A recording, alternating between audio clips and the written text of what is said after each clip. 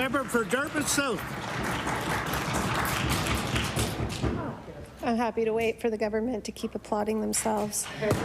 Mr. Speaker, my question is for the Minister of Justice. In the last sitting of the Legislature, I asked the Minister about the contents of an FOI which clearly demonstrated that work on a review of policing services is underway. A January 2021 briefing note on police services delivery identifies significant cost pressures and suggests that, quote, centralized and modernized policing may ensure a more sustainable model. I'll table that.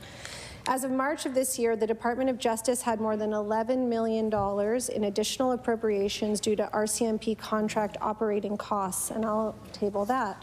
Mr. Speaker, will the minister now commit to tabling a report on a more sustainable model of policing for Nova Scotia? The Honourable Minister of Justice. Yes, thank you very much, Speaker, and through you to the member. What I will say is I do recognize that policing is a shifting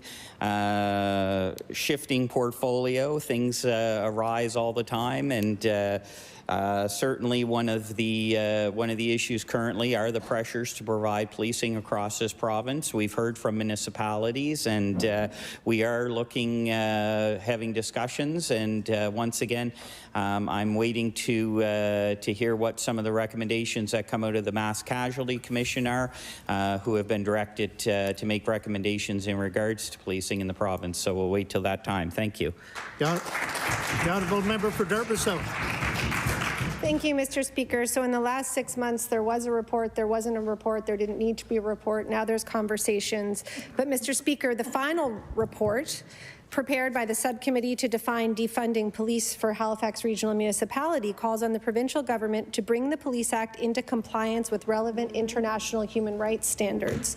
These include the United Nations Declaration on the Rights of Indigenous People, the recommendations of the Murdered Indigenous Women and Girls, Missing and Murdered Indigenous Women and Girls, and others. Recently, other jurisdictions, including British Columbia, have opened up their policing legislation for review for just these reasons.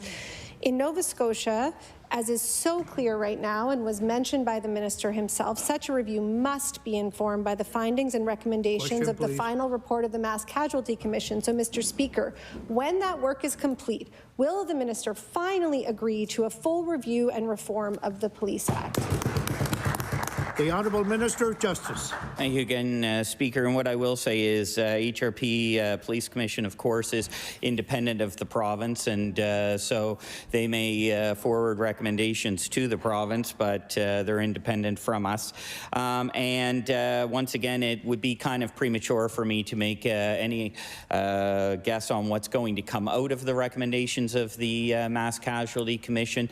I have committed to waiting till the end. What I will offer the member is I do know that in sometime in May, the Mass Casualty will be presenting an interim report, and you know, I will be looking at that time. And once again, as things move, I may readjust my decision at that time after I see the interim report.